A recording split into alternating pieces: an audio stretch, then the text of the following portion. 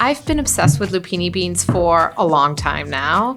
Probably started researching them, as you do, around 2017 or 18. Just a casual lupini obsession. And, that all came from the fact I've actually been plant-based vegan for the last 10 plus years since I moved from Europe to the US, motivated by ethical, environmental, and health reasons. Have been very interested in a plant-based food movement, got certified in plant-based nutrition by eCornell. I started a podcast too with my husband a few years ago called The Plantiful, where we're interviewing plant-based change makers. So as I was learning more about the space, I realized that there was a real shift in consumer behavior towards eating more plant-based here in the United States.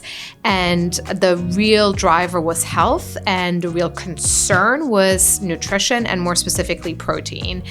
All my friends and family members would always ask me, where are you getting your protein from in a plant-based diet? And that might seem so obvious as a question for you, but I was like, having grown up in Europe, my parents are like, what is protein? We don't care. That's not why we make our food decisions. But functionality is really important here in the States. And so I realized people want to eat more plants, but they're really worried about nutrition. Lots of the foods that are on the market, like the meat and dairy replacements, are great transition foods, but they don't really deliver on nutrition. They're very processed. People don't feel that much better. So that led me to researching ingredients, and that led me back to kind of my origins. Having grown up in Luxembourg, lots of my friends were Italian and Portuguese, and lupini has been a real part of Italian and Portuguese culinary culture for centuries.